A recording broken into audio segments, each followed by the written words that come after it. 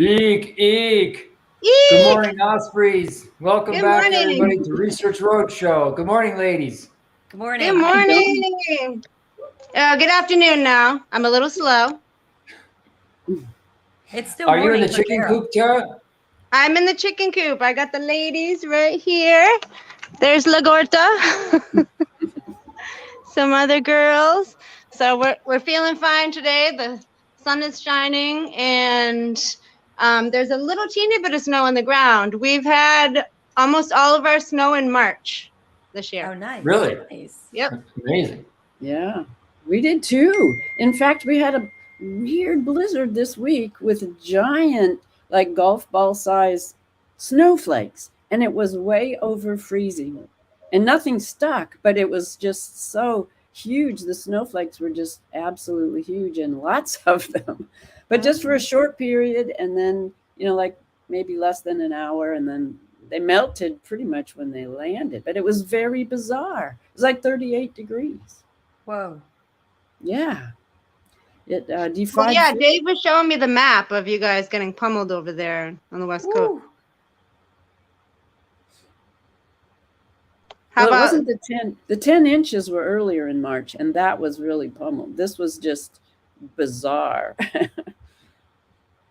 Okay, so that was just like some clouds. I know there's something over the Midwest that's going to be coming here, but pretty much we're in the clear. We know spring is basically here. We're going to be flipping the clocks, and that's a huge jump. Why, do you guys not do that there? Yeah, we do. It's just Arizona that doesn't, I think. They're the only ones. Arizona doesn't do what? Flip the Daylight clock. savings. What? Yeah. Yeah.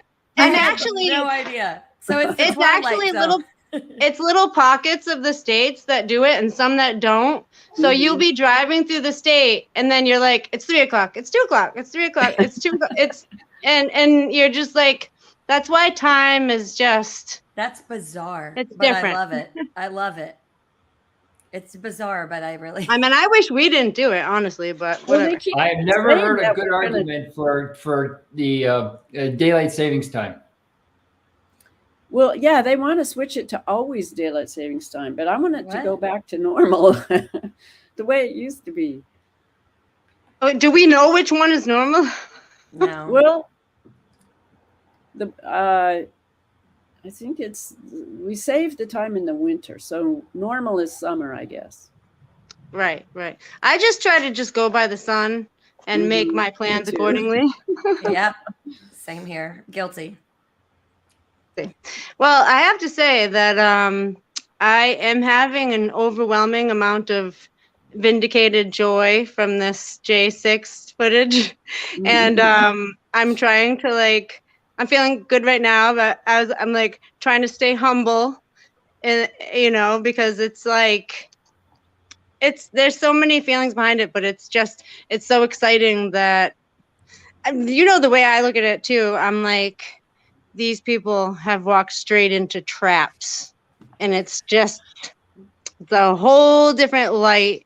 And I'm sitting back basically and laughing, deep belly laughs. Well, Tara, I have 2 things for you that I think, because of what you just said, I think you're going to love it. One is very funny. That'll be the first one. And the second one is how I think our Congress is compromised. So, John, the first video is funny January 6th parody in the first email I sent. Right. And you got it? It's opening. Yeah. And then the next one is NBA or NFL. Those 2 right there will exactly explain what Tara just said in that little thing, those 2 clips. They're both very short. Well, but the first one is funny. It is wonderful to see that things are opening up and people are starting to change their, whatever it was, the veil is lifting. Although I think, we're in for a shock. I still don't see it really with my friends very much. So it's still there. It's not quite mainstream media, but it's definitely, you feel it. It's palpable. Yep. But what about on other Facebook, Instagram, or all those Normievilles? Is there anything seeping in there or what? Well, I think the shift is happening. I kind of missed my. I have a ladies' meeting every month, and we didn't have one last month. So I'm, they're kind of my gauge, and it's been longer than usual. So I don't really know exactly. I think even our meeting would have been before some of this stuff, but I don't know how much is seeping through yet. Portland has a real point of view, but they're wonderful people. They're wonderful human beings. So it'll happen. Exactly. It's, I'm sure we've talked about it before, but when I try to analyze certain, because, some things you're just like, whatever, but certain people you just, Yeah. you continue to have at least like an internal dialogue with. And I don't know, I feel like this is a huge like tide shifting. And Exactly. I can only guess what kind of what is going on internally with people that I wonder about. But I do think that the COVID thing with the fear basically pushed certain people that were not paying close enough attention into this. They just got herded into this angle. And because it was so fear driven, they just found themselves there where they wouldn't have maybe joined that point of view without the fear and the fear mongering. It was Exactly. a psyop, it was very calculated. The messaging was so specific that led them into that, what George would call a slaughter pen. It was calculated. And that's the chilling thing, when you realize that the hospitals, the doctors they got led into it too, or were complicit, one or the other. So, now we kind of have to sort out who was complicit and who got led in. And it's going to be really messy. But I hope that it means that the doctors can take back their power again, and including their education, because they've been led for many years into this place that allows this to happen. And so it is a reset. It has to be. So that's so exciting, I think, and I'm looking forward to it. That I hope it happens before chaos takes over. And here it is. The music is the best part. So listen, it's hilarious. I think you're going to love it. Okay. Ladies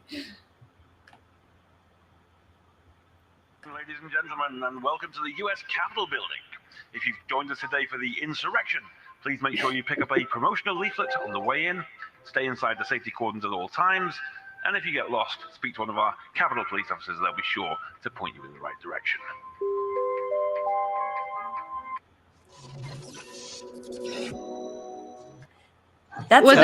Is that the one that I sent you, John? So that was the one that I sent. So okay, awesome. That's this the same. Is it the same? There's one that's a little longer than that. Okay, so you should play that too, because that one, that Benny Johnson, he just added the Elon, because there's further in the video, there's maybe the one you put that doesn't have Elon peeking in. That's the one. Yeah. That's the one. So that's longer. That funny, shows the January one 6th guy parody. being let in, and that's a great one too. They are wonderful. It's the music and the voiceover is what's best. It's hysterical. Yeah, I like the Elon. That's the first one I saw, the Elon. It's like a travel log.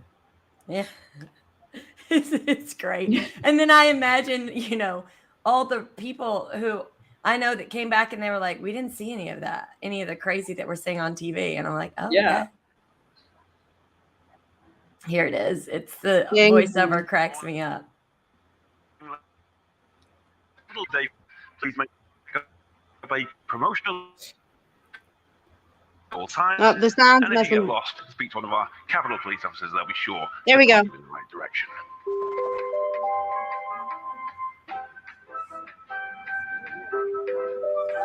It's kind of And quiet. be sure to set aside a little time today to join us for some insurrection activities, including our photography tour, our fancy dress competition, and have a go on our climbing wall. But don't forget those safety ropes.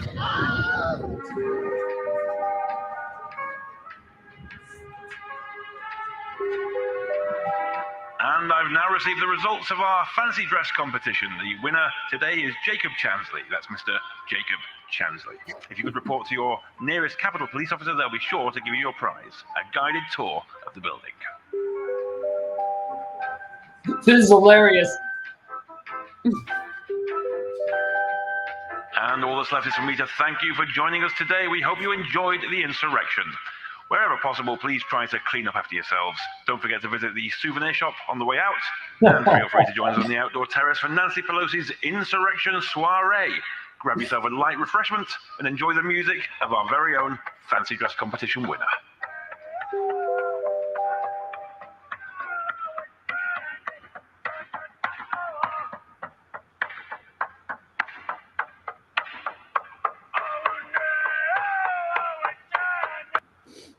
Do you see the joy in my heart?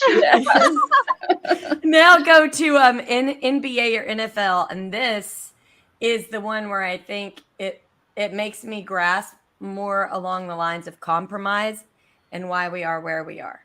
It's the Wait, I just want to say real email. quick that I have a real point of contention internally with people that were like this group text of like friends, whatever, from that time period that they, we've talked about. So it's so important. Yeah, it is.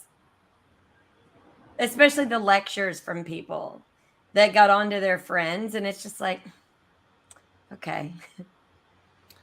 Without asking any questions. Exactly. Yeah. It's the assuming that's really a pain in the butt. Well, it just shows you how the news was just so fake. It really just showed a complete different It's detrimental. situation that was all constructed. All right, this is great. So listen to this. Which is it? Is it NBA or NFL? 36 have been accused of spousal abuse. 7 have been arrested for fraud. 19 have been accused of writing bad checks. 117 have directly or indirectly been bankrupted at least 2 businesses. 3 have done time for assault. 71, I repeat, 71 cannot get a credit card due to their bad credit. 14 have been arrested on drug-related charges. 8 have been arrested for shoplifting. 21 currently are defendants in lawsuits, and 84 have been arrested for drunk driving in the last year. How many of you think NBA? How many of you think NFL? Well, the answer is neither. It's the 435 members of the United States Congress.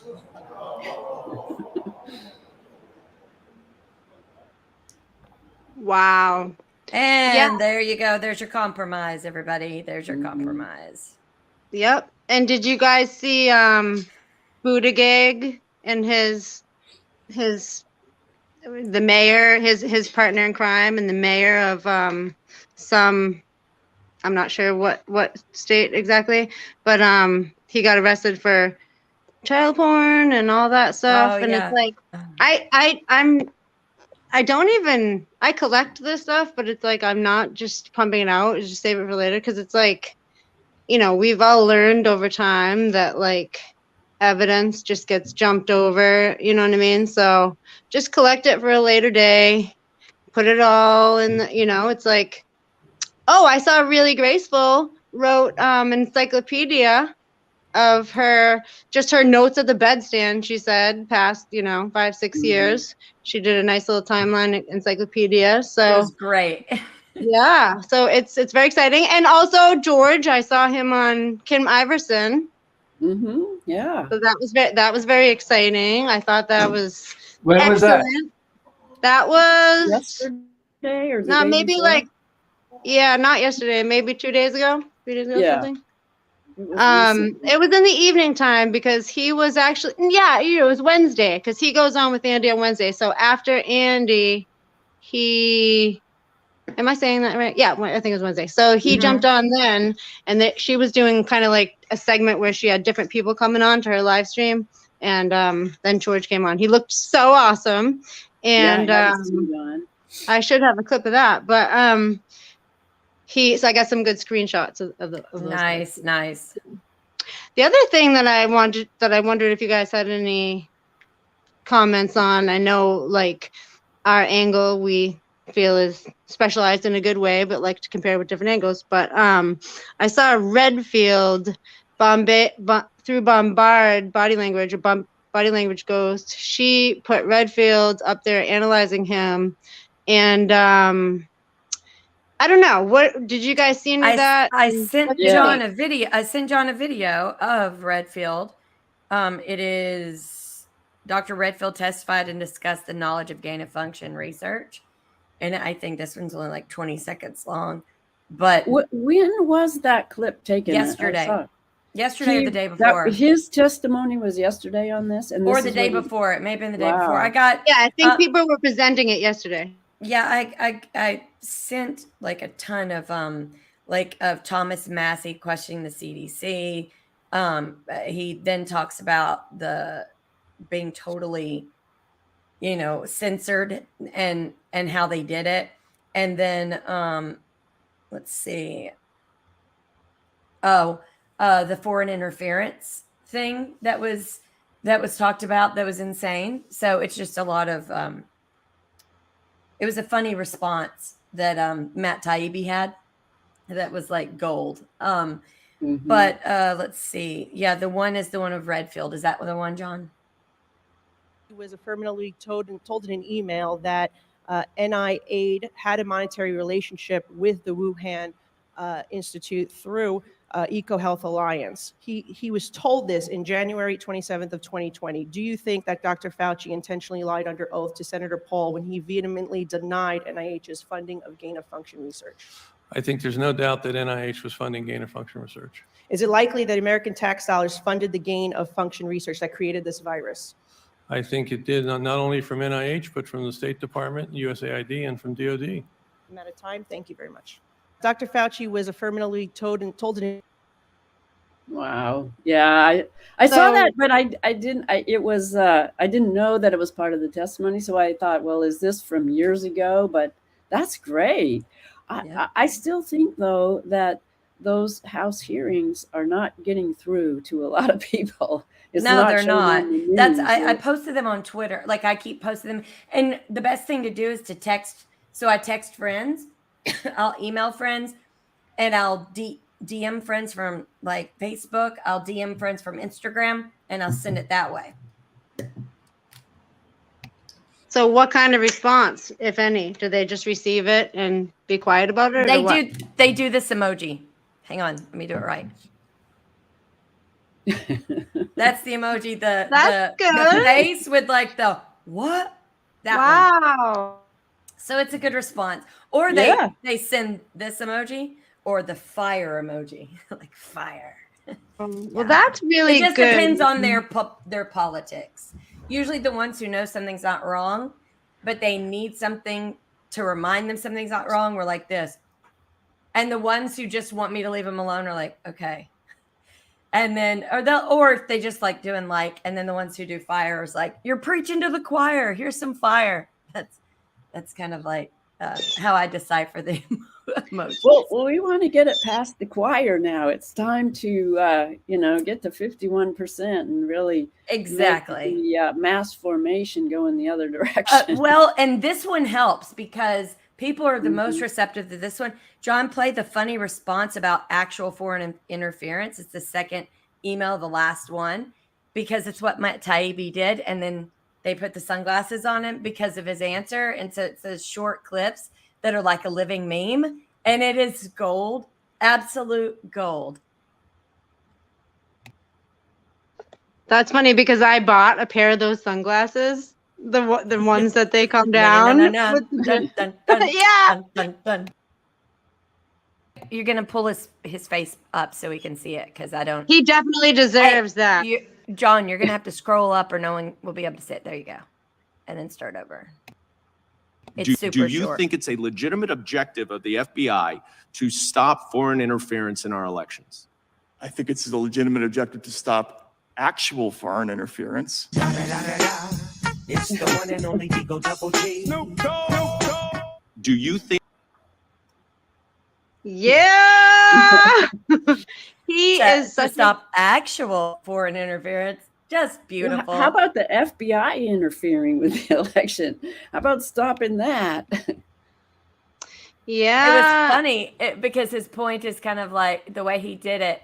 Because Goldman really was a jerk. If you go back and you just watch he was angry, he was aggressive, he was deceitful, he was impulsive, he was stirred.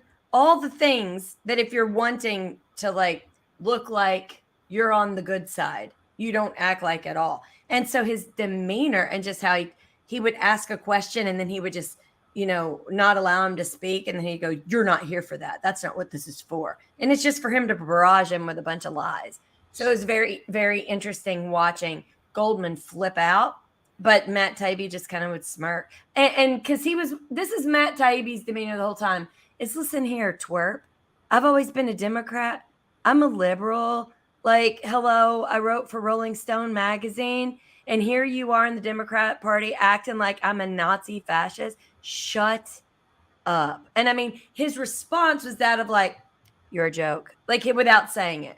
Mhm. So he would just try to answer. And then when Goldman would flip out, he would. And at one point, Goldman goes, "That's not funny," or something. But it was funny because he was being out of control. Well, it Well, what is was the domestic context? interference. Was this a hearing of some kind? Yeah, it was yesterday. Mhm. Yeah, it was yesterday. It was about. It's a House it was- hearing. Yeah, it was Right. about interference in Twitter and all social media where our intelligence services and other people were working, like, the government working with corporations, which is fascist, by the way, and they were working together to shut and censor just citizens, just for what they were finding, they were seeing. Even people who were posting things on Twitter, it didn't matter. That, like, if you posted something and it was from the CDC and you asked a question, it would just COVID alert, you can't say that, would come up without any text. And they even censored Massey, and that's the insane thing. So there's this the second one is 6 minutes long, but it's beautiful because Thomas Massey says from the very beginning, he shows two different instances that are absolutely so wrong. And now it makes you understand why all your friends who think you're crazy, why they think it, because they never saw any of the stuff, and how we were just treated. It's insane. So it's the second email. Thomas Massey again hits the nail on the head. You'll have to scroll up so people can see it, and then John, the hearing itself is called the Take it every week. weaponization of government. This That's showed what up in the they're FOIA calling it. for me. I think that's the Because I'm first in one, John, I also found as a not the second one. Yeah, I think isn't that the name of the committee? Yeah, it's the name of the hearing, I think. Or John, I maybe think that's the committee. second. I think that's the first email. It's the second one on that. Yeah, it was at the bottom of the screen of all this testimony, the weaponization of government. Oh, and every, like, on the left, there were a couple of people who were just frustrated because they knew they had to say that there was nothing to see and nothing happened that was wrong. But they were even taken aback when they would exclaim something, and then the next person questioning would say, "Oh, so you said that they were never persuaded to take this down by the FBI, right?" And then they would have a whole email set that said, "So what does this mean?" Mhm. Like, you're literally telling them to take it down, and the Biden administration is telling them to take it down. What are you talking about? Like, here are the emails. And they were just mad that it came to light. That's all really is what was happening with them. It was very interesting. In fact, if you go to C-SPAN or you go to one of those YouTube channels, like when you're just busy working or outside with the chickens or doing something, just turn it on, because there's not a dull moment.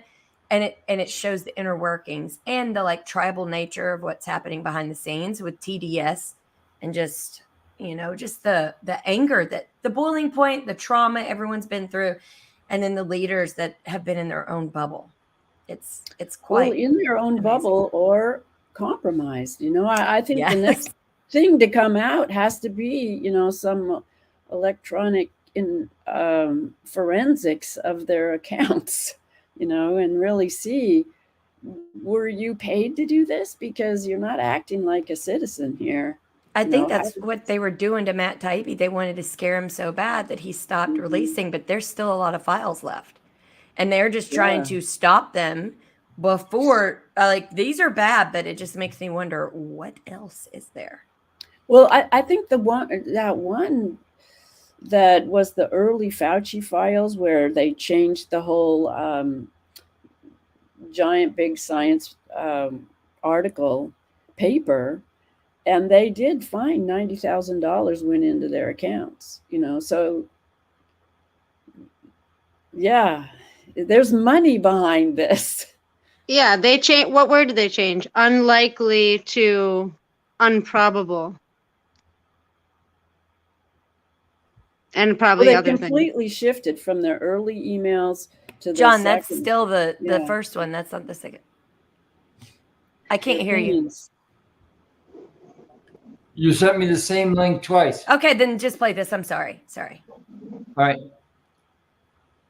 That a congressman puts out. Not just Republican, but Democrat. They keep a spreadsheet. They make it every week. This showed up in the FOIA for me as I'm in their spreadsheet that they track. Why is this interesting? Okay, so they're tracking congressmen's tweets at CDC. They're enrolled in the partner support portal at Twitter.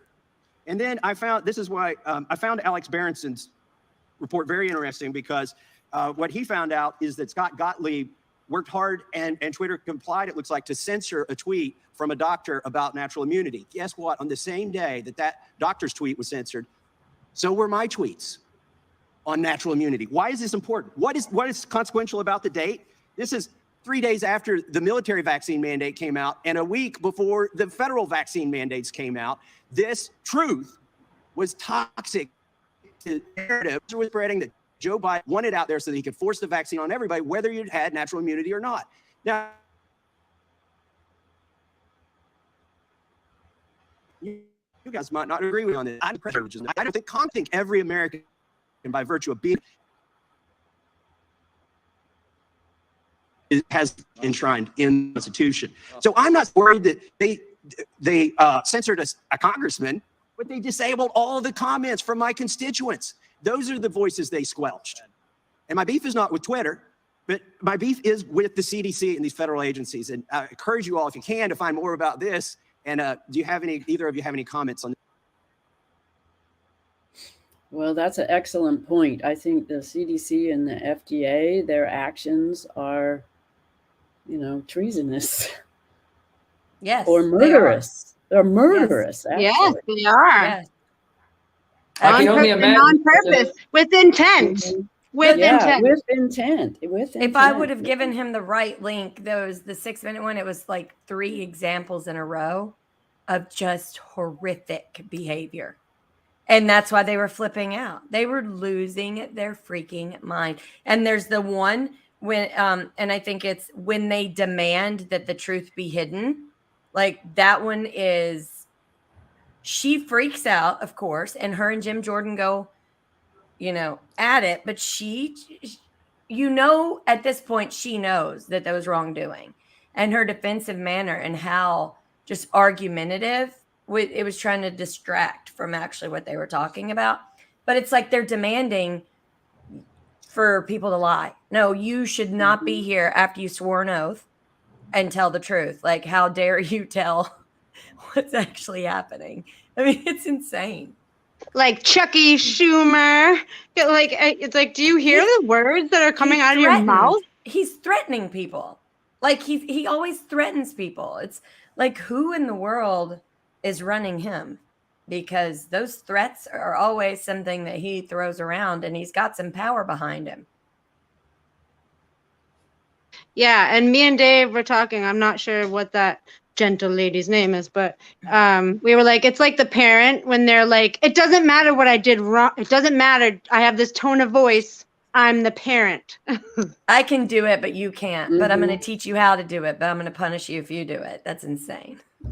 Well, Cliff High had a really wonderful Substack about that, because he called it, what is it, Munchausen's by proxy, where it's a mental illness where, you know, a parent makes a child think they're sick in order to benefit themselves. And that's what's happened on a governmental level to the entire world.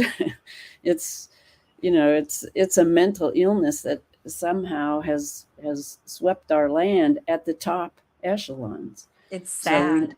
It's yeah. so sad. But it is intentional, and it is hopefully prosecutable. I'm seeing a gradual push from behind. The narrative is being pushed out there that everyone is going crazy. We all need, including congressmen, need mental health evaluations regularly. Yeah. Well, that's part of the narrative of taking, you know, control of all health, you know, the One Health idea, and that it's done from inside your body and through AI and satellites, and it takes doctors out of the picture. So it's completely wacky. But yet we are seeing that our top officials are mentally ill. Well, they're gaslighting. They're gaslighting people. Did you get the video of when they demand that the truth be hidden? One thing that I'll say is that one of the many Dave Underdown references is finally the Welcome Trust is kind of coming out into the questions and the you know, the pieces are getting put in the puzzle in a way that is definitely making the bigger picture a lot more clear. Dave was just on Twitter Space with George, and he brought up the Welcome Trust. Let me find the link if George recorded it. Yeah. I'll send it to you. All right. Okay. I'm not exaggerating when I say that you have called before you 2 witnesses. It's doing it funny. again. Your computer.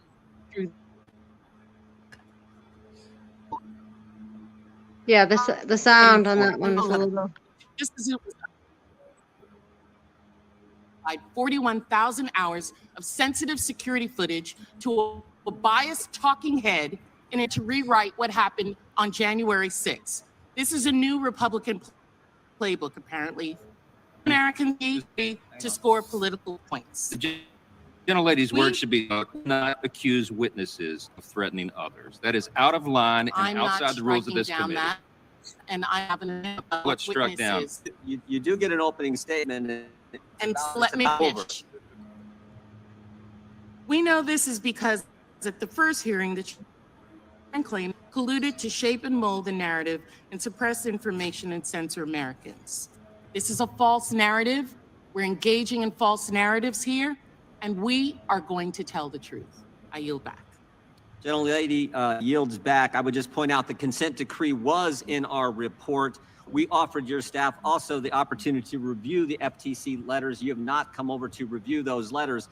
Third, the idea that I believe both of these individuals who are getting ready to testify, I believe they're both Democrats. The idea that 2 journalists who happen to be Democrats. Did you not give that offer at 8 o'clock last night? Now. Your time was ended. Neither of us are in time. I don't think they're here to help us politically. I think they're here to tell us the truth. And oh, by the way, the first FTC letter to Twitter after the first set of Twitter files, the very first question was, who are the journalists you're talking to?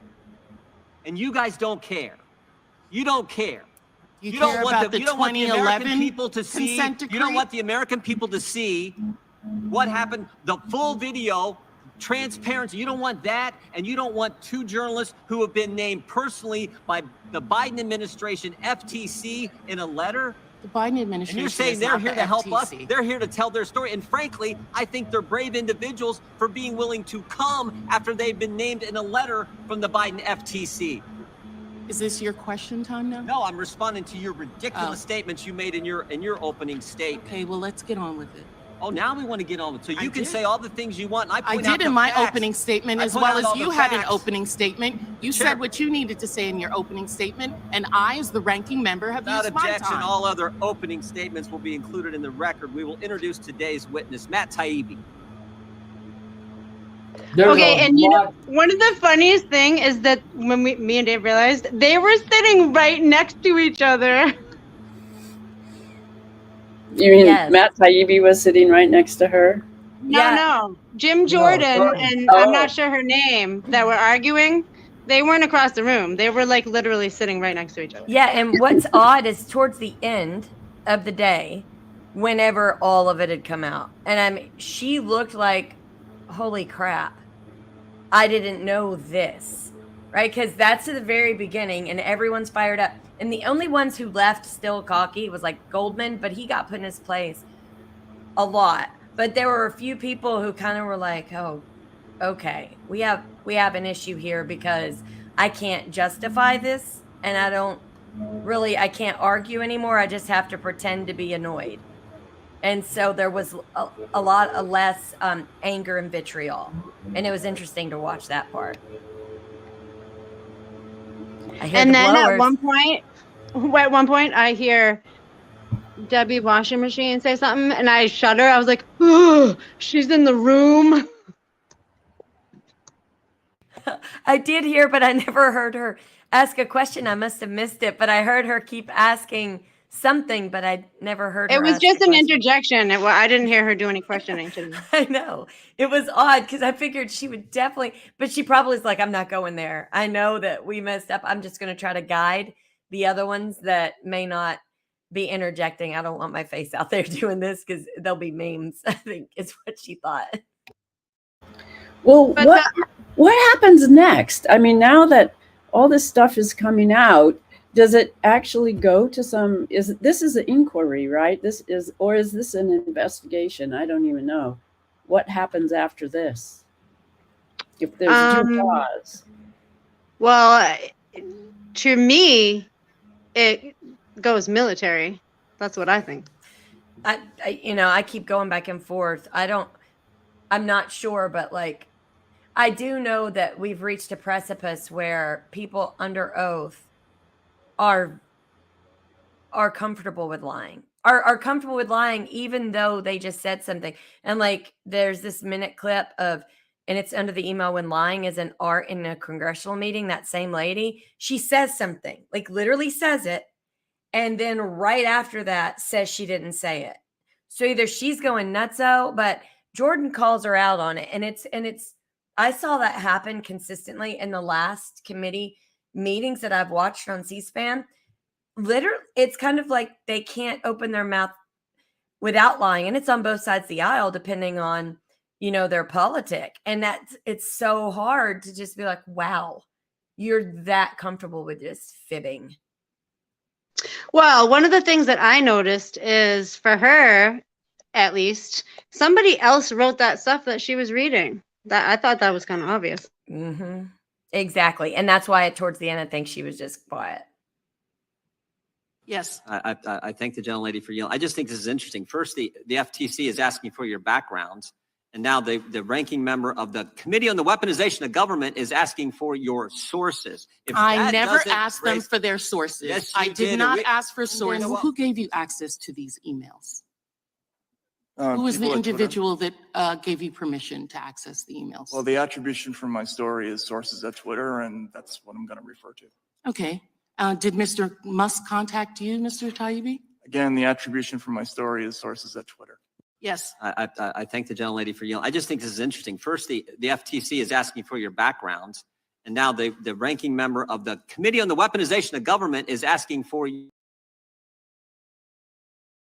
So she literally asked for his sources. Who did this? Who? And then she says, I never asked for the sources, because she didn't say the word source. So it's like lying. It's like a plausible deniability. Well, I didn't say who's your source. And if I didn't say who's your source, it doesn't matter if I use linguistics to ask the exact same thing without saying source. It's pretty much what she's saying there. Who told you this? Who gave you the permission? Who gave you access? It's the same thing as who's your source. But like, and it happened constantly. Like, the linguistic playbook is on a hyperdrive right now. And I know that you guys really get into it. So the whole time it's funny, you guys pop into my head constantly. So when I'm watching, because I understood people manipulated words, but it wasn't until you and Carol on those long phone calls over the summer or last summer where you guys are talking about like word stealing. and, changing of definitions. And it's just like sticks in my head. So now when I watch these congressional hearings, I'm like, oh my goodness. It's just, they're so addicted to doing it. That's just what they do. And I mean, I don't even think they notice it. Like a I think compulsive they're liar doesn't trained. notice. It has to be. It's become a fine art, the plausible deniability. It's just been studied so carefully, and that's what all the psyops are based on. They can't really do it without having that plausible deniability everywhere you look. So they just are so good at it now. It's a new reality, and it cracks me up because I'm watching it. I'm like, oh yeah, that's like Carol Carol. I'm like thinking about you guys the whole time. Good, because we need to represent each other. It's just like I think that there's a huge percentage of the time that they believe it, like they really believe it, and that's part of like the funding and the training, is that if you're like you're getting trained, it's your job, here's the format, here's the money, here's the format, here's the money, here's the format, like these people are really, they buy into it. And then it's kind of similar where like some of these people that are just spewing the most racist thing, and then someone says that's racist and they're like shocked, like they don't really understand what is coming out of their mouth. Well, it's like it's a weird elitism that they talk down to someone like, well, you're not normal enough to understand things, so let me make it super easy for you and make excuses for really bad behavior because we don't think that your kind is capable of being normal, even though there's millions of you that are totally normal, and this is an anomaly, and we need to address your issue, whether it's mental health, addiction, or trauma or anything else. We're just going to classify that all your peoples over there have this, like, we're just not intelligent enough, and let me just talk down to you. And that's like the bigoted racism that I can't deal with, because it's kind of like, well, you're not really capable of being like us, so let us guide you. And it's just so awful, because to classify someone who might have an issue as that's the speaker of the group of every one of them that's ever existed in that culture, in that race, is so gross to do to anybody. And yet I see it all the time. And it's just this, oh, I get it. Don't be so hard on yourself, instead of going, here, let me show you how. Like, just like you would with a friend. But they're not good enough to be a friend. They're just somebody that you kind of explain, life is hard, pat them on the back, like they're perpetually 12 years old the rest of their life, and it's like, they're grown people. Have a conversation with them. Don't coddle that. That's crazy. Yeah, I think there's kind of two different versions of the word salad, and one is the intelligence version, which is the plausible deniability way they use language, and then there's the young global leaders language that is the equity and all that stuff. That you're talking about is the top down. We know best, and don't ask too many questions. The experts will figure it out. And I hear that's what I'm getting from my friends is stuff like that. And the Yuval Harari, humans have always been at war. They're all violent. They're greedy. This kind of stuff. You poor humans, we're gonna take you to the next level 2.0 by making you machines that we can control. Well, what I wonder is, should anybody ask him if he's human? Because he talks about humans as if he's not one. Mm-hmm. So, I mean, his disdain for humans, like he's literally always speaking like humans, like he is not human when he's discussing humans. Like, that's not normal. If I'm saying citizens, people, these people over here, or this mindset. I'm not saying humans do this. I'm a human. Why would I talk as if I'm talking about elephants or tigers or fish? Like, that's literally how he talks. Yeah, well, I think this two-tier society, one is supposed to be augmented. They have the advantages and the extra brain, whatever, vitamins or, electronic downloads or whatever it is, that, so it's augmented. And that's kind of what hygiene or eugenics, that idea is, that certain people can evolve their intelligence. They're not talking about spirituality. They're not talking about ethics. They're not talking about what really makes humans humans, but they're talking about this master race of super soldiers. But they're not super soldiers. They're super elite intellectuals, and that idea has taken over education too. So we got a big project ahead of us to come to really bring the humans back into a fold of humanity and of heart and of love, which is what we come from. Well, a lot of what we just saw taking place on Capitol Hill is building some kind of consensus by so-called experts that human beings need to be shepherded because they're all going crazy. Exactly. They need a higher power, a more intelligent, more benevolent subspecies to take over the rest of them. And everything we're seeing, like Jim Jordan, is proof in the pudding. Everything he says is showing us that we are dragging our knuckles in the mud now. Everyone is descended to the same base level. So please come and save us, you intelligent species, you. Well, I just want to say that the only thing that really makes them elite, if you analyze it, is that they're passing around large chunks of money. It's not really expertise. It's not really a passion. There's no heart. So it's just not real science. Right. Yeah. We've built up our power structure so that we pass around money and give each other awards and pretend like we know how to guide the rest of humanity. In the meantime, there are real people with real skill sets, and whether that be stuff that you need done, or like we talk about a lot, the arts. The arts are a perfect example, and to analyze, like, are we highlighting our best, or how do things get popular here? We're dealing with money whores, actually. These are money whores who pretend that they're doing it out of the good of their heart. Like all these guys, oh, we're doing it to save humanity, or we're doing it because you don't know how to lead yourself. No, that's an excuse. They don't want to lead us. This is obvious because they don't lead us correctly. They don't even lead. Like they can't even fix our infrastructure. Like there's potholes everywhere, dilapidated building and bridges. Our railroads are falling apart. But yeah, they need to lead us. No, they're money whores. This is literally a bunch of money whores who then smush the brain of anyone who goes to these university and institutions who are told that these are the saviors, and they can't look, they have zero common sense. So they can't look around and say, okay, these guys who are saving us are literally allowing our infrastructure to crumble. They're allowing trauma. They're allowing horrific things. That's not saving anybody. These are money whores.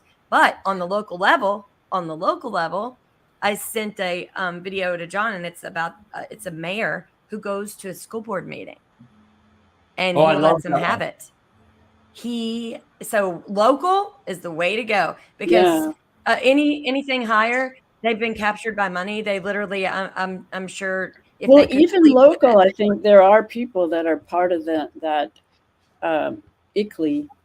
They've been trained by the definitely. Yeah, and they're there to change local to the 15-minute city. Well, go ahead, Tara. I was just going to say real quick, I saw this school board member, you might have seen this, in Arizona. She wears cat ears. Now, I have no problem with her wearing cat ears. I'm one of the biggest cat ear fans there are.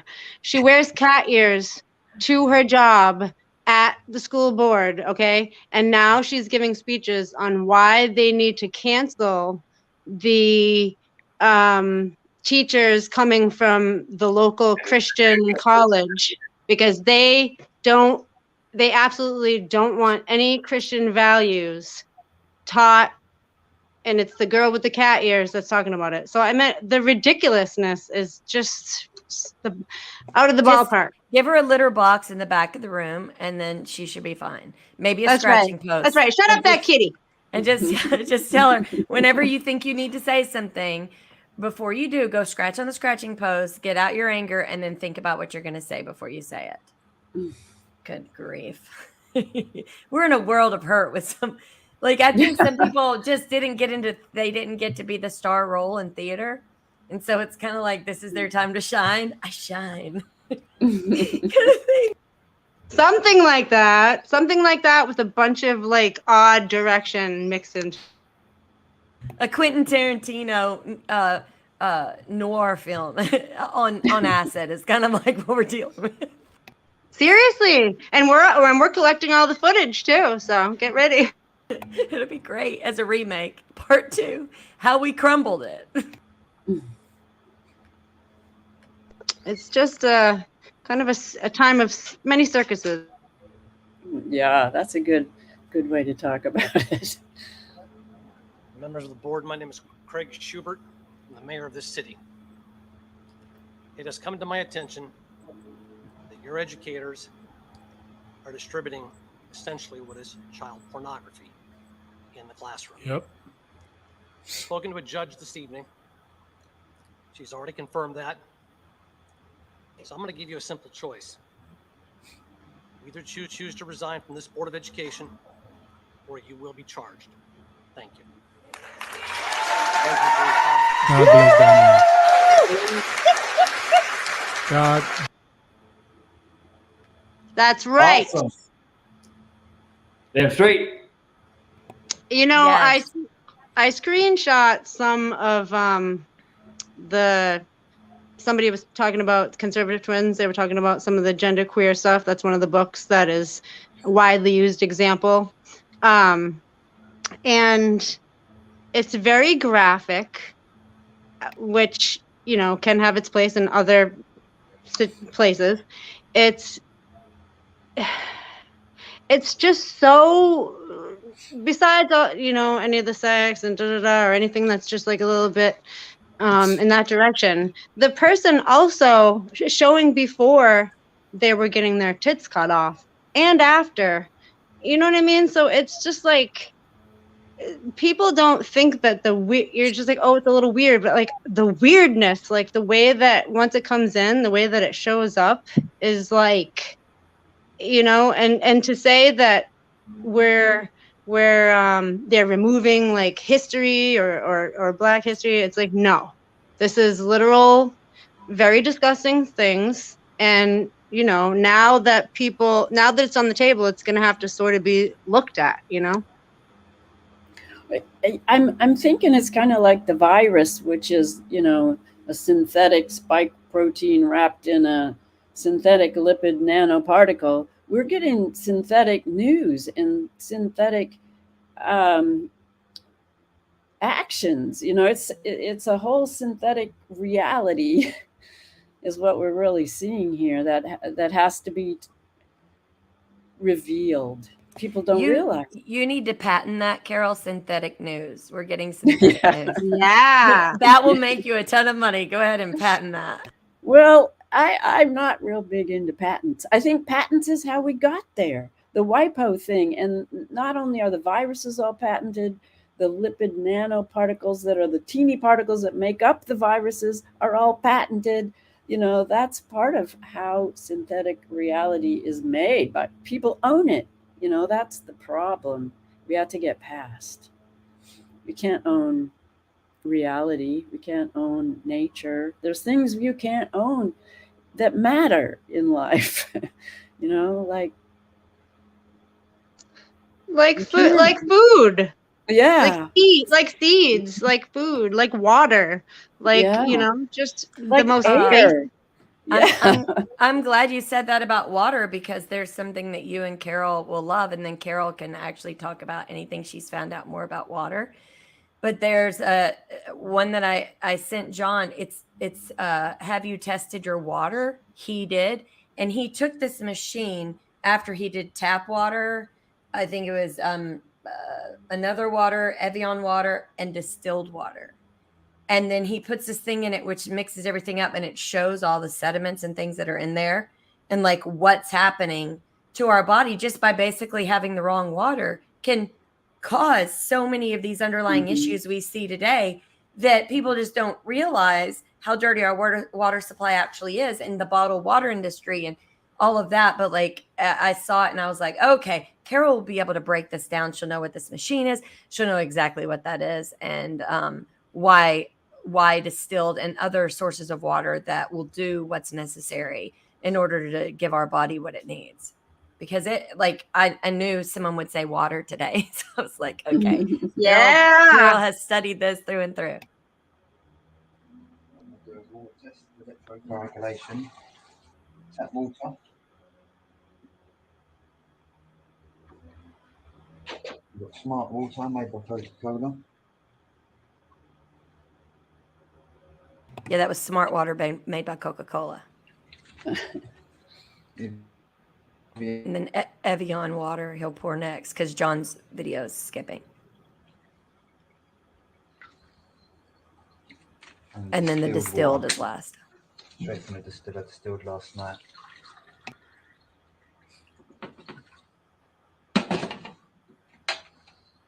This is the electrocoagulation apparatus.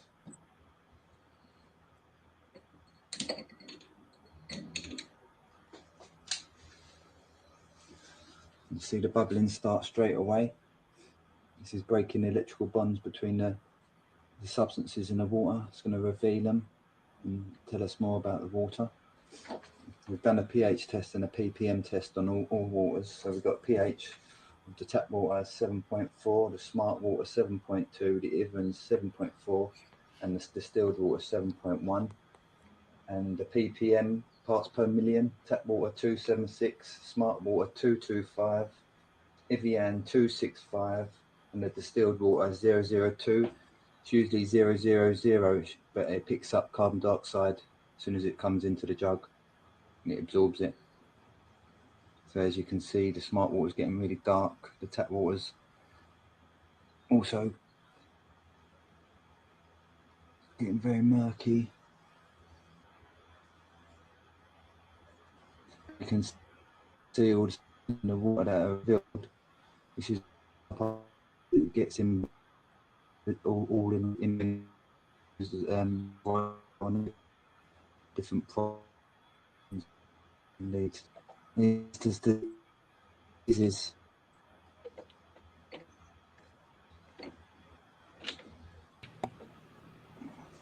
and to hydrate ourselves, we want to be drinking water that can go into the cells. These waters, they can't hydrate us properly because the molecules are all clumped together. And hydration is one of the #1 causes of conditions and diseases. Right, so it's getting hot now. I'm going to turn the machine off.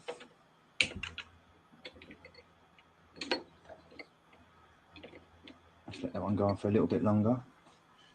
And as we can see, the colours have been revealed. We've got black for smart water,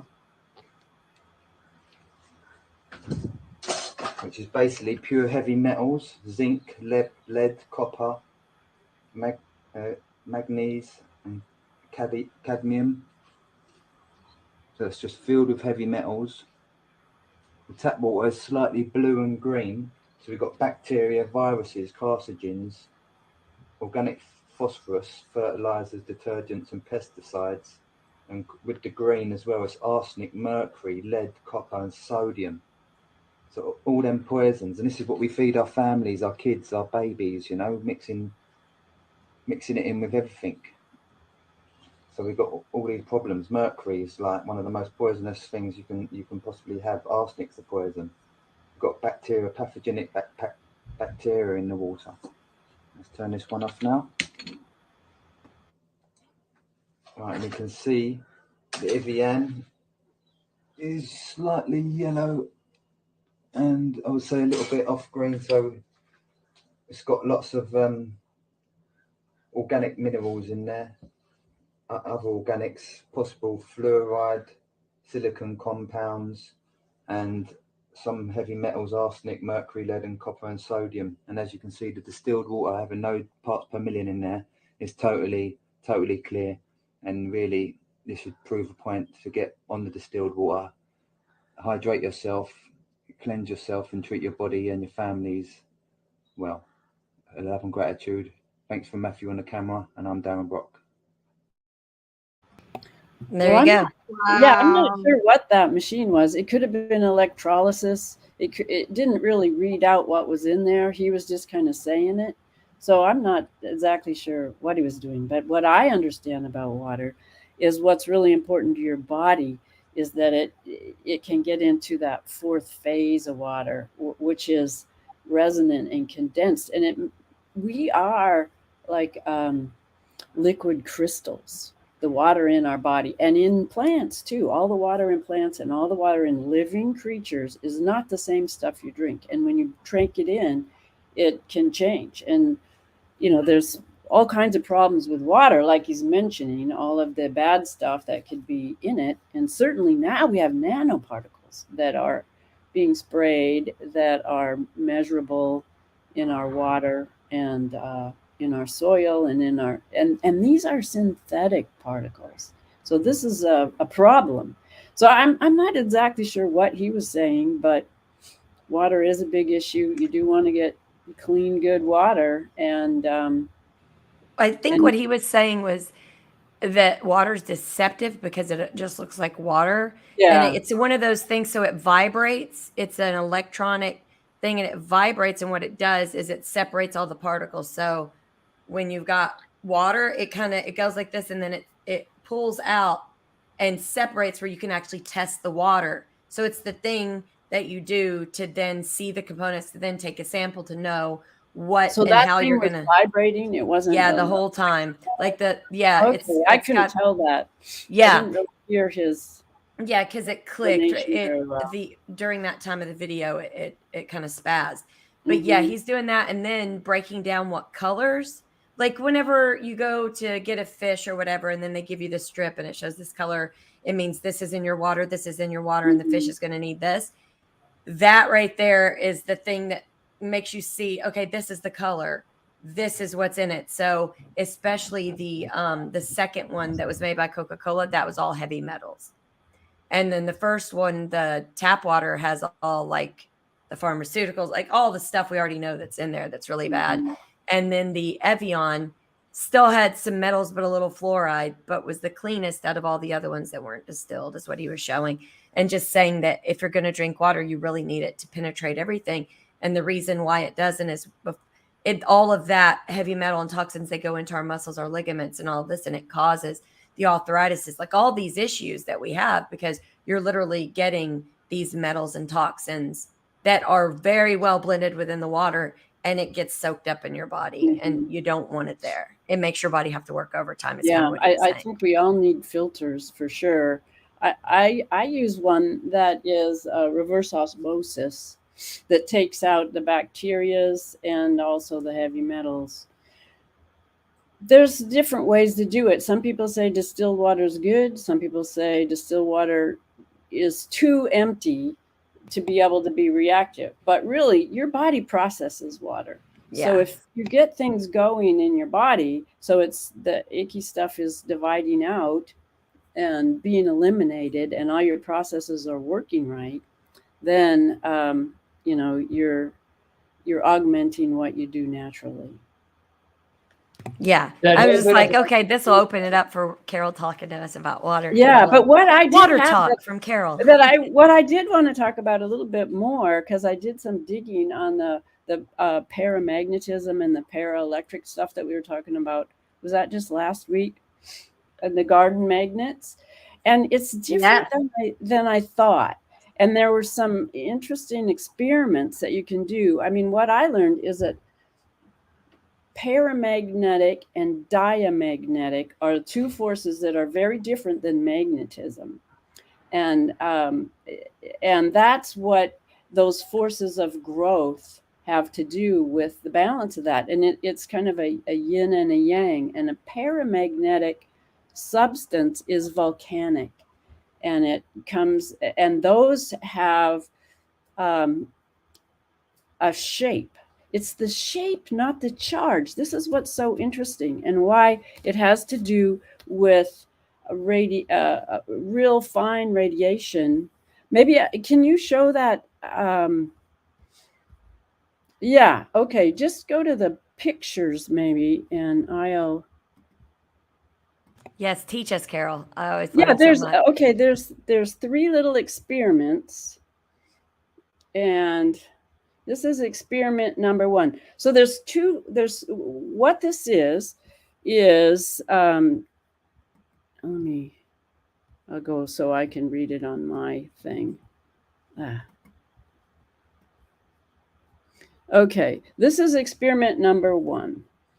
And it's a carborundum sandpaper that you can get pretty much anywhere for polishing rocks. It's about a foot big, and it is a paramagnetic force. It's like a volcanic kind of mineral, carborundum. So it has a strong paramagnetic force. And then you put it in, you can have your kids do this even. You put it in a plate of water that has magnesium salts in it, or Epsom salts that are full of magnesium, which is the diamagnetic force, which comes from life. This is something that would be like in limestone, which is made up of ground up diatoms and tiny animals that have been living. So things that have been living have one kind of force, and things that come from deep in the earth that are been molten through fire, they have this other force. And it's the yin and the yang, really, is what it is. There's these 2 forces, and without the 2 forces, you don't have life. You need both of those male female energies to really grow the best. So what this shows is you put the water in on the carborundum stuff, and so you have these 2 forces. One's in the liquid and one's on the paper, and you just let it evaporate, and you get these teeny little white lines. It all goes in the teeny white lines. So it's kind of like what we saw with the 4th phase of water, that the magnetism all lines up and causes these lines of force. So you can see it there. And know that radio receivers too are they're crystals. So this energy of the crystals can change what grows, and it's by their shape. So another experiment number 2 is that he said this was really interesting, because he took the carborundum paper and he chopped it. Let's roll it down to the actual photos. He chopped it into a shape of Ireland. You can see it on the right. Here's a map of Ireland and the kind of rocks that are in Ireland.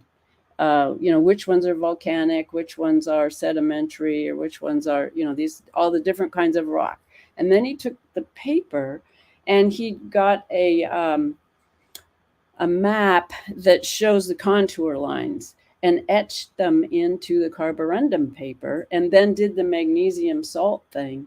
And it's this beautiful shape. You can see where it's white. Instead of going in the lines, it makes the shape of the land itself. So this force is happening on large scales and on small scales. It actually lines up just as where the mountains are, and where the growing fertile areas are. They emerge just from the contours of the shape. So this is experiment number 2. We can get more details. I know we're kind of running out of time, but then experiment number 3 shows how the paramagnetism works. It's not metal. So we'll go down to experiment number 3.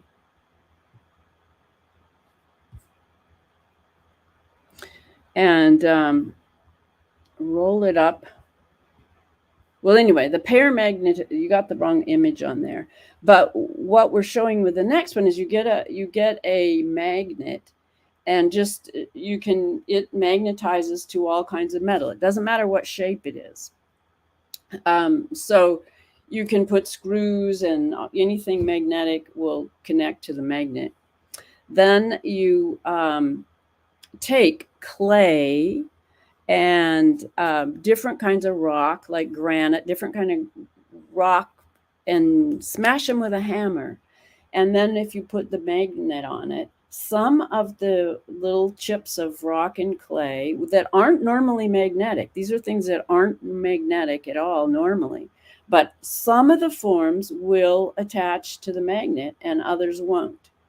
And it has to do with the shape. So roll it back one picture back there to the shape on the left. So we have the shapes that will connect to the magnet are on the left, and they're more they're rounder shapes. And then the shapes on the right are the kind of shapes that are repelled by the magnet. So what these are, they're acting like antennas. So we have a force and we have a way that collects it. So it's not quite as simple as just plain old magnetism and plain old electricity. These forces of paramagnetism and diamagnetism are things that Tesla understood and that haven't been taught in biology. They haven't been taught in chemistry. They haven't been taught. They've been hidden away. And they are the forces of life. But so what you're seeing on the right is then you take these rocks that are the different kind of rocks, and the growth happens kind of where the points are, where the sharp points are. You get more little growth happening just by having different shaped rock on your dirt. So now move up to the next picture, and you see all over Ireland were these towers that people said were, I think if you show the one on the left, you can see a picture of the tower. Can you show the whole thing? So we're only seeing the force lines. Move up a little bit more. Yeah, this is a little model of a tower, but you see these big towers all over Ireland. They're round and they're made out of paramagnetic rock. And what he noticed is that the growth is much more in alignment. Move it back up again, and you can see these growth patterns on the top of that image. Yeah, so there's more growth on the left. On the west, there's a line north and south that has some growth, and a lot more growth on the west and a little bit less on the right side, because the dirt is made of organic materials, so it's dielectric, and it has, when you put this powerful vertical force that has paramagnetic forces, then it affects the roots. It affects how the plants grow. And you can see on the picture on the right, he pulled up the plants that were growing in the different sizes, and you can see the size of their roots. It's a really big difference. On the left was on the left side, and then there's sort of the medium ones. And if you scroll it up a little bit, you'll see that on the right side had very less amount of growth. So that's what we're doing when we're doing things that affect the magnetism of the soil. The easiest way to do this, it's really pretty simple, is you can take paramagnetic rocks that are volcanic, and you can buy this at your soil store. There's like green magnetic, I can't remember what it's called. But anyway, you just mix it in with your soil, and then you have this force. You have both forces. You mix it in with the organic material. What is it? Well, it's I can't remember. Charnundum? Carborundum would be one, or granite, but there's one that you can buy that is called green volcanic something or other. I should have looked it up again. I remember it from growing, but there are other forces that are volcanic rocks ground up fine, that you can, any of them, like zeolite. Yeah, probably. I don't know if zeolite's volcanic, but a couple of years ago we were roaming through, like, there's this community garden area near Memorial Drive, and as we were walking through it, there were a bunch of railroad ties kind of in a line in the center. And I thought it was just to tell people on this side is a planting area and on this side. But I'm wondering now if they had put, this is why our train tracks are falling apart. Someone's taking all the railroad ties. No, but they had railroad ties just kind of poked in. So it kind of looked like that one rock thing that was, would that do anything? Were they doing it for that purpose? Well, or that for that would be a decorative different crazy? thing, because the thing about the rock was that it was paramagnetic, it was volcanic rock, and then it had these the way that the coating is made, that's limestone mixed with, it's basically sort of cement coating. So you're getting all these forces happening within the rock that makes the growth. And I think because the railroad tie is wooden, that's a little bit different. These are stone towers. The railroad was like iron.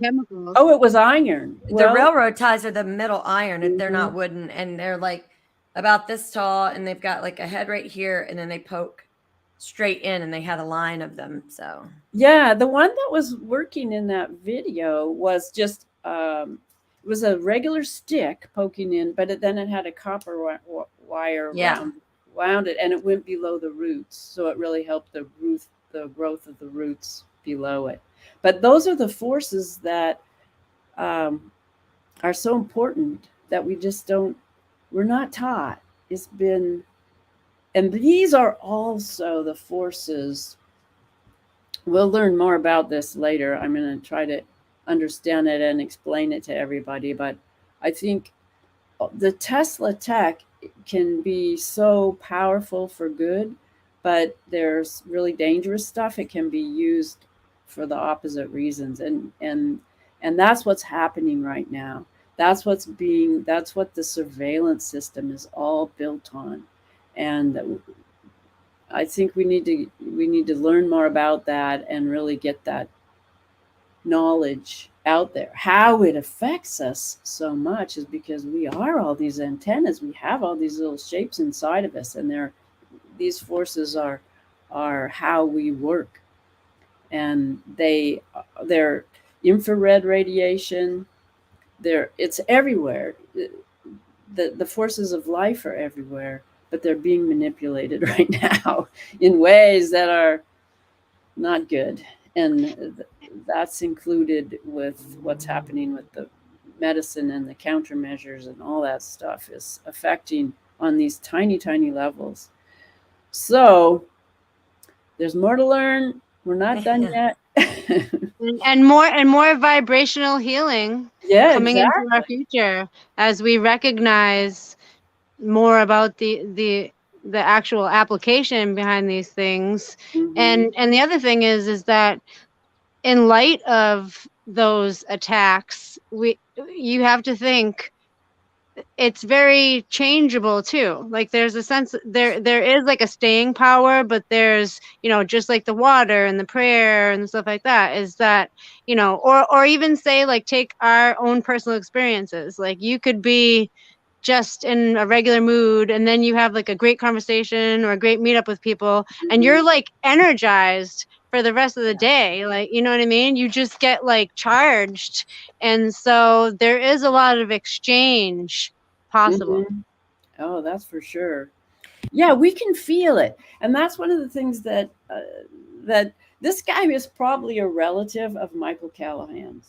This guy that I've been reading about. He's a really interesting scientist, and most of the work that he did on his own he could publish, but he said the work that's been done on these things is mostly all funded by the government for surveillance.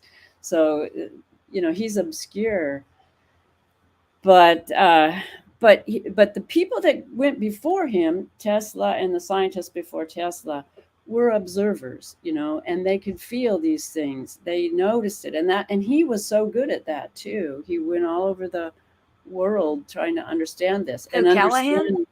Was it Callahan? Philip S. Callahan. Yeah, he's Michael's some sort of uncle or second cousin or something. I think I've been working with Thermobsterful to try to figure that out, and we've been digging around because where did he do most of his work? Gain of Functionville, Florida. There's a lot of coincidences. You know what? I just got an idea. Oh my goodness. So they have these where you can make your own puzzle. So they have like a puzzle template and then you tell them what you want it to be. So you could actually make a puzzle of the United States, right? But you can have particular areas where they do particular thing. And then in the area of Florida, it'd be Gain of Functionville, Florida, Bioweapons Lab, Texas, CDC, disease control, Georgia, or like, and just have funny Good names. idea. Yeah. And then everyone buys one, and then they put the puzzle together to figure out where are which one of these is not like the other, which one of these just doesn't belong. Okay, tell me one thing. Yeah, but I think that would be a really fun thing. Is like you're putting it together, and then like interesting things like where the World's Fair was first held, things like that, but that kind of direct you to what's going on in that specific state, or mining for this, or where uranium is found, things like that. But just where to give people, maybe we don't want that out there, but to give people a better idea of like, and we could do that for the whole world, actually. We can do that for all kinds of parts, like where they found a tremendous amount of gold in Africa recently, where they mine for this, where the monkey lab is, and just have funny names so that people remember and they've seen a visual and they put it together in a puzzle, and then you can never forget. So then it's easier to understand the world is very small, even though it seems very big. And they utilize particular things and go to particular areas for reasons, which then will have everyone's spidey senses going. So, And if you color code the certain like sectors, then instead of people like being tricked into thinking things of like political legal boundaries, you start to piece together the worldwide networks that have these similar methods, and then you relate them to each other instead of just the country that they're from. Yeah, because then it makes you less particularly angry at a group of people and more frustrated with people who have no loyalty to any country, maybe one country, Great Britain, or like one of, some of those other countries that are older, have been around forever, that they have an affinity for, but there's actually no loyalty, especially when lots of people all over the world get hurt. There's no loyalty there. So then it gets people from being worried about, oh, these people in this land are bad, or these people are, no, it's these particular people that bebop around everywhere and do their bebop and stuff. And then you're able to grasp the larger picture. I think there's a good puzzle kind of idea for out there for like trying to figure this out. It's like the whiteboard, the puzzle whiteboard. Well, the game that Aaron made, the Monopoly. Monopoly. I want a copy of that. Doesn't he have it, or does he sell it? I think there's one copy so far. Well, we've had many new cities and laboratories appear on the chessboard, on the big board. So we have to do a new Monopoly. That's true. Second version. That was pre-Ukraine war and all sorts of stuff, that first version. But with Monopoly, they have all kinds. So they have Minecraft Monopoly, Seinfeld Monopoly, you name it, they have it. Like they have every kind of Pac-Man Monopoly, They could have a deep state Monopoly. I think that's a good one. Yes, deep state Monopoly. Exactly. I think at Five Below, they actually sell the game boards that you can fill it in with everything. I wish there was a way to do it virtually, because that would be fun if everyone tapped in. Aaron found someplace where you could make it, design it, and then they sent it to you. That's what. Yeah, you can do that too. If you're on the cheap, you can get it at Five Below. It's $5. Yeah, if you just want to do it with the kid version or whatever, vacation version. Or you can switch it to whatever. If you're going to a certain area, you can kind of deep dive that area.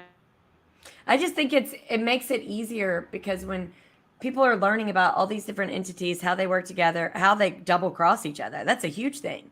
People don't talk about. They think like the only thing they want hidden is for people to not know what they're doing, but they double cross each other consistently. Like they're always. That might be why it's competing. kind of disintegrating a little bit, you know, because we're seeing that effect. I think you're right. Like Yeah, you have Malone and Fauci's going to want someone else to go down other than him, but Redfield is saying, look, I brought this to his attention. He's not listening. So you have just a lot. And then you've got the nurses and doctors that were like, oh, no, this is a safe technology. They're now like, okay, this is not okay. They don't want to be part of that whole first year of convincing people that they're ridiculous for not doing it. Go get your free Krispy Kreme and take the damn shot is what everybody was saying for a while. And so you'll see a lot of people that were way on board, made plenty of money in the stock market from it, that are going to be the first ones to jump the boat and say, it wasn't me. And then here comes the bigger double crosses after that. That's one thing that's really making me scratch my head is when Redfield was asked almost 3 years ago, did you guys do gain of function? He swore up and down, no, we didn't do any gain of function testing. Now, just a couple days. Wait, did he? I never saw that. Yes, they all did. And Redfield was one of the lead. Remember, we did a baseball card. But that's why I don't trust. That's why I don't trust him. I'm like, is he for real here? I was trying to figure it out. Well, I think he wasn't under oath. I thought the linguistics were more like that's true, Carol. What his knowledge was, or what he was in charge of at the CDC. He didn't know about the Eco Health Alliance at that point. It wasn't until Peter Daszak came in, and actually Mark Kulak is the first one who brought up, and people don't remember that. He broke, now everyone's talking about it like 2.5 years. It's driving me nuts that it took this long. But if I remember correctly, when I look back on it, not to say he's a hero, because, you know, I don't trust really anybody right now, but they were asking him specifically if the CDC was involved in gain of function. So if it was the NIAID, and that's Fauci, and Fauci gave the loan to Daszak and to Eco Health Alliance to do it in Wuhan behind everyone's back, he may not have conferred with Redfield about it. And I didn't see any emails that say anything to the sort. Redfield stepped out early on. You know, he didn't stay on board for very long, as he was Fauci's boss, wasn't he? That's my memory. No, he was the head of the CDC, and Fauci was head of NIAID. Oh, okay. So and they fought in the beginning because people were going to Redfield about the therapeutics and other things, and he said, well, we haven't tested it. I don't know. So he was getting pulled, and then, of course, the CDC was like, do the vax, and then he leaves. Remember, he's replaced. And I think it's because he wasn't going to play along, and he was stirring the pot. And in some of the emails, he and Fauci are not getting along well, because the emails are very curt, they're very quick, and he then started doing podcasts on the obscure channels that people would interview him on, and he just wasn't talking with any of them. He didn't associate himself with the like the Stu Peters and like all those people, he didn't integrate with them, but he also distanced himself from the other ones. And so maybe I think he saw what was happening and didn't want to be part of it, maybe. Right. And he got into many arguments. I just can't remember who all it was, but like every one of the bigger doctors were wanting to point to Redfield because he was not playing along, is what it seems like. And then they put all these doubts out there for everybody by confusing it, by then covering up for the jackasses actually doing it and making Redfield out to be the really bad guy. But when you look back and you look at the timeline, he and Fauci were at odds almost immediately. Well, that's probably why he was replaced. But Redfield had to know more than 2 days ago that all these experiments. Yeah, he's been on Rumble. No, he didn't wait. This is the first time our damn Congress asked him. Well, like he's been out there talking about this. Do they swear to tell the truth when they testify in front of Congress? Yeah, I'm not sure. I haven't seen that part. Yes, in the open, you have to do CDC. I mean, C-SPAN. You have to turn on C-SPAN. You have to catch it as soon as it starts. And then they do it. Yes, and they do it. Okay. Yes. Well, that might be why the story is not what we heard before. Well, and also like Redfield's been talking. Just they don't allow it on YouTube. They don't allow it on Twitter. You can't find it. It's on BitChute. It's on Rumble. It was on Gitter. There was like a clip. There've been clips of him saying like we're lost as a scientific community. He's been doing this for like at least 10 months, at least. I didn't realize that. You know, I haven't followed him as much as you just have to wonder if they're who's trying to cover their butt. That's the only thing.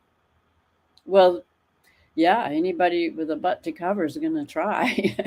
Yeah, but I think once you look through the Fauci emails and you see how dismissive and rude Fauci was to Redfield, and how Redfield just kept nudging. He's like, "This is what people are asking." You know, he's just trying to have a conversation in which his opinion of, and Fauci was not, Redfield was not allowed an opinion.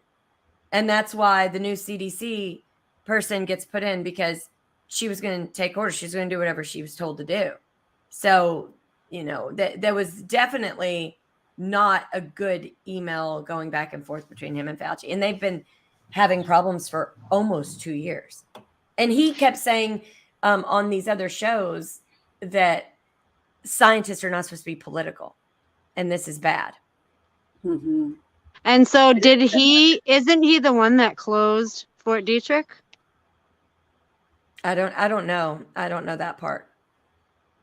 I think Fort Detrick closed Fort Detrick. You know, Bavary was the head of something, but he wasn't the head of the whole Fort Detrick. And I think that the breach was so egregious that they had to, you know, that was the rules. You have to, if the inventory is not accounted for, you have to figure it out. You have to stop everything. And I'm not taking up for him. I'm not taking up for him. I'm just saying that this narrative that everybody's heard, that he was all in it and he knew all about, that's bullshit. Like, he's literally come out for over a year and it's obvious that they've had issues. So I think that when we're being declarative about something, when someone has used their mouth and they've pushed back against an entity and they actually left an establishment in the middle of a pandemic to say, I'm not, no. That's an obvious to me. And he may have said other things. And I think a lot of researchers, they just get in their head, this person's the devil and they're always going to be the devil and there's nothing else but the devil and that's it. And I never trust them. I'll never trust them because I heard this one thing this one time. And then they go and search for that bias rather than looking at all of it because they actually want to know what is what, because I don't trust any of them. But I am telling you that he and Fauci do not like each other and they have not for quite a while. Well, a lot of people have learned, you know, a lot of doctors have changed their opinion over as things come out and as they actually look at the data, because that's what they're good at. And I think that the CDC and the FDA used to have rules that they followed, and something went completely wrong. They just didn't. Yeah. Things weren't tested. They followed the money instead of the data. The Great Barrington Declaration was mentioned in this hearing. Mm-hmm. Right. And I don't know if it was Redfield, but it was somebody who stated, and I think it was him, that stated, yeah, this was dismissed, but the doctors who brought it up are significant, and they knew what they were talking about. So he's just a very matter of fact, and he's not a pontificate. I didn't see him pontificate, or he didn't get annoyed or get mad or defensive. He wasn't like Malone, who's hypnotic with the way he talks, is very hypnotic. He was just matter of fact, you know, and I don't know who to trust. I just know that he and Fauci do not like each other. Well, he definitely did contrast with the people that just like always seem psycho no matter what, you know, because there's those people you're just like, they just going to defend this crap till they go down. But he definitely was, you know, seemed like he had.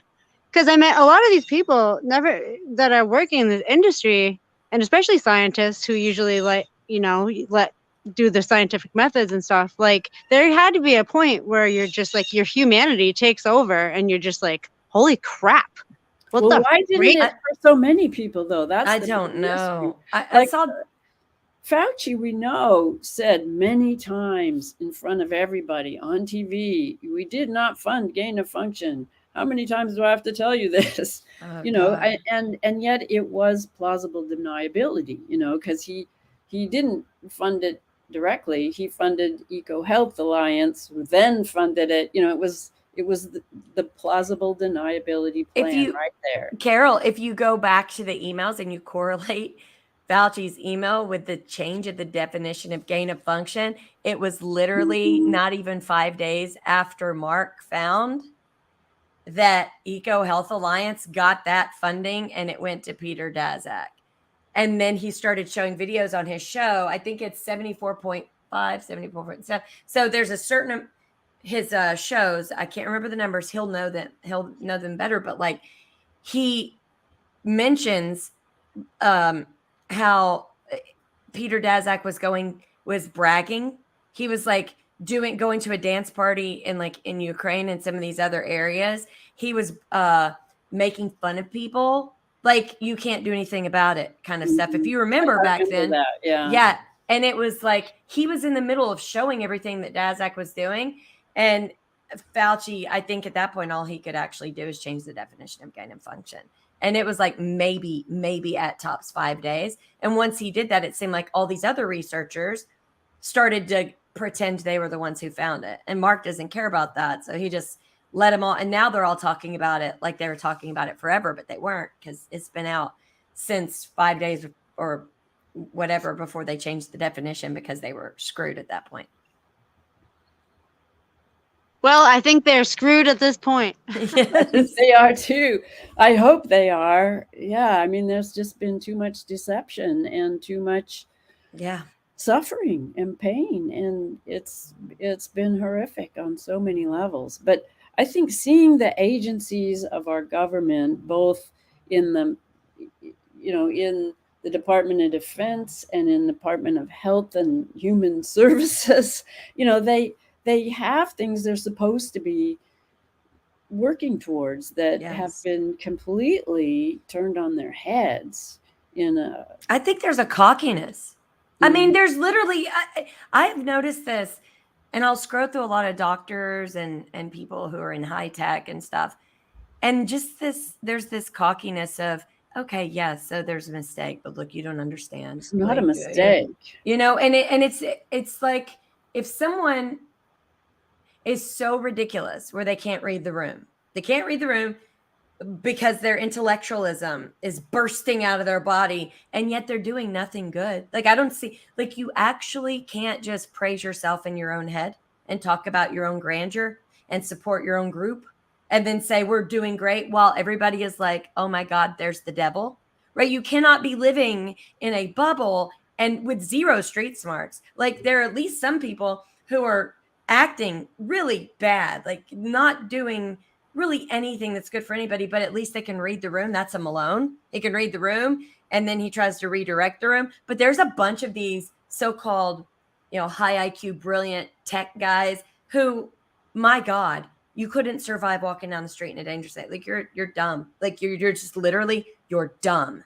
Because there's real smarts, and then there's book smart kind of thing. And you're just seeing these guys double down. They'll go into a Twitter space in a room with vaccine injured people, with people with horror stories, and they'll be like, there's not an issue here. We see 0.01. And it's like, oh God, take your percentages, take your crazy bias where you're just trying to manipulate people, because that's all you can do is use brain activity to praise yourself when you look in the mirror to keep yourself going the next day, because you're dirty, you're gross, you're a horrific person. So you have to boost yourself up. You have to look in the mirror and be like, and just lie to yourself and just keep moving in your own bubble. That's really what's going on. I mean, it's sad because you'll read their posts, you'll read and they're condescending. And then if you say, well, what about this? And you show them a document, well, what you don't understand. And it's like, they don't care what the truth is. They've already decided who the good guy and bad guys. And some of these secret spies or whatever that work for the government, they just want to prosecute who they already decided is going to be the bad guy. They don't care if it's not even really the bad guy. So you'll know, okay, this is a guy who's really going into a room to convince everybody this is bad people. This is who we're looking at. And it's like, wait a minute. What about these people? wait a minute, what about this? And they're like, well, no. And it's like, oh, so you've already decided who's going to get punished, so you're not actually going to punish the right Well, that's the people. Lee Harvey. Go away. Yeah, the Lee Harvey Oswald, which is a setup. Yep. You know, Exactly. You pick the fall guy. You find somebody that's going to take the rap, that's going to get it blamed on and go to jail, so The everyone else scapegoat. goes free. Yeah, that's the And program. and they've got their narrative, and it's like it's the same with when they went to prosecute all the January 6th people. Yeah, Mm-hmm. there was a bunch of stuff going on, lots of murders, lots of horrible things going on all over the United States, lots of things that should be concentrated on, but they put all their resources in one thing. Then they manipulated it. Then they worked with social media to manipulate it more, because they're highly intelligent. They're so intelligent, and we're all so stupid. We can't even understand the video we're looking at because we're so stupid. We don't know that the Capitol has 4 sides. Because Can't we're too believe your own dumb. eyes. I don't even know how to wipe my butt apparently, because someone's telling me that what I'm seeing I can't see, because they've already decided who's going to be guilty, because they already know everything. Like, I would not be able to sleep at night having a job where I just condemn people who are not guilty in order for a narrative, in order to keep my job. That would be a sucky job. Well, I think for those of us who were there, Tara and I were both there. We saw people were there because they wanted to have something happen, like happened in the Al Gore election. Al Gore, the hanging chads, and he said, "Okay, we're going to recount this county," and that happened. And it went to the Supreme Court. It went through all the channels. That's what they were asking for. Yeah. The reality was apparently that they did recount all of Florida, and had he asked for that, it would have reversed the whole election. So we know elections that are close have all kinds of weirdnesses that can change. That's all that was happening there. But it got turned into this insurrection thing, which was on purpose, because they had that's the problem I'm having. It was synthetic. We live in a constitutional republic in which we're told we're the best country in the world and we should go to all these other countries to oversee their elections. And at the same time, all of our agencies, all of our traitorous agencies at this point, are treasonous. They're treasonous people that are wolves in sheep's clothing, who are selling us on something like we all have a vote, when they control it, and they know they do, and they know they pick it for us, because we're too stupid to walk, and they're so brilliant, which is why our world is in the state it's in, which is why our infrastructure is falling apart, because our intelligentsia is so freaking bright. They should destroy all the cars that are getting people to work, so that then they have a bigger bill, and then they can overextend them on taxes so that they're depleted and they can't even be the good citizens that they want. And then when they're traumatized, these intelligentsia that are treasonous, horrible people who want to feed us a narrative because their stupid bias, because their elitist freaking joke of a person has decided that they get to tell us who we get to vote for, and then they want to tell us who the bad guy is. I'm sorry, look in the damn mirror first. Fix yourself, because you haven't fixed a damn thing in this country. Not one thing. Like, we are suffering out here, and these people probably sit on their computers all day, spy on people, mess with crap, cause derailments, I'm sure, cause all kinds of shit, and then say, well, it's this. No, they're treasonous, and I'm tired of it. It's gross. Yep. Nailed it. John, you're muted, I think. But I think we've run out of time, maybe. Well, just one quick follow-up to what Amber just said. We all know that we're drowning. The entire world is telling America, you're drowning. You're just so immersed in crap. Can't any of you figure out how to get out of this? And while we're drowning, the politicians are throwing us chunks of concrete, and nothing good. I have not seen anything positive come out of Capitol Hill the past couple months. Nothing. And it's just entertainment at this point. It's pure entertainment. Except it's not funny. It's really exactly. No, it's not funny. Yeah. It's really sad. Like, sometimes I'm driving around and I look at, some of the people on the street, on the side of the street, and then wherever I am, like, people are so traumatized. And the grossest thing is, I know not one damn person in DC gives a damn about it. Mm-hmm. Like, not one person in these medical communities who care so much. They don't care. And here I am driving around with zero power, with zero way to do anything. And I notice more than our intelligence. Like the people who are just so smart, they can't leave a 10-block radius of DC. Like that's gross. We're dealing with absolute negligence and thievery. They're taxing us and then telling us that it's going towards infrastructure. Hell no, it's not. It's going to traumatize us, to shut us up, to censor us, to punish us for wrong think, and then to say we don't do very well. So they want to cause us a complete mental breakdown, and then say, well, you need to be in a little bitty 15-minute city so we can make it easier for you. These people are demented and gross, and if I was associated with any of them, look, I would not be able to sleep. I would not be able to lay my head on a damn pillow at night. I mean, I would be a whistleblower times 500 million. So they better never hire me. That's for sure. Well, that's part of the Zero Trust program. That's what we're in right now.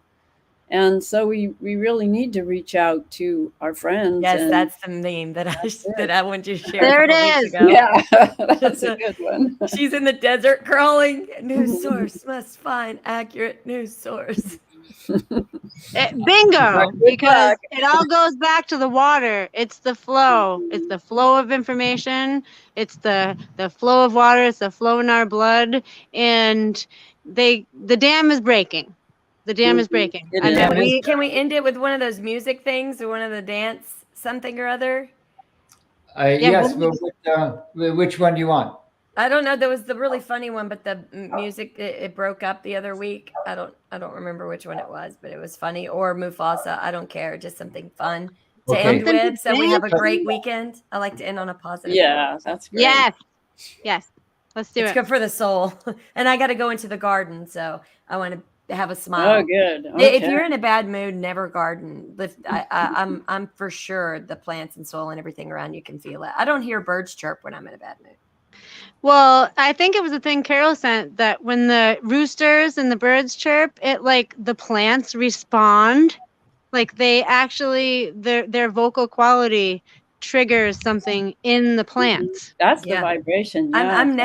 I've learned a long time ago. I feel like an intruder when I go into my garden and I'm in a bad mood. Like it literally, we're not receiving each other well. And I think it's dangerous for my garden. I think it's not good. It's not healthy for my garden. I forgot to tell you something important. This is a good thing to end on. A really wonderful thing happened, and a hummingbird couple built their nest right in front of my living room window in the rhododendron, and we can watch it. That's great.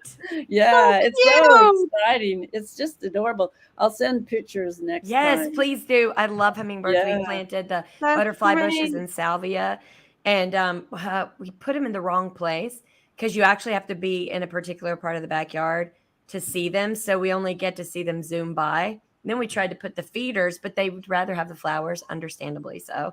So like I have to sit outside and like lean over, and next year we're gonna plant more. Well, for these for poor them to little be guys, closer. it had the big snow and rain, and it's been wild. But there she is sitting on her nest, and we saw them built it from a platform, and it's that's really awesome. beautiful. I've never seen a hummingbird nest. Okay, I'll send you a picture. Please do. Okay, here's Mustafa. Oh, all right. Woo! Mufasa, yes.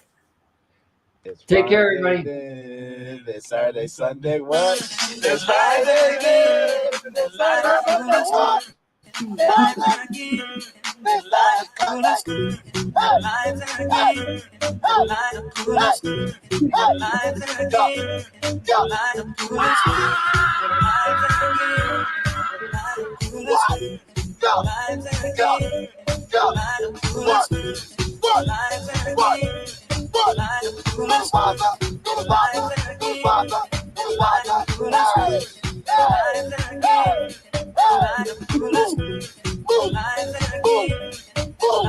Let's go. What?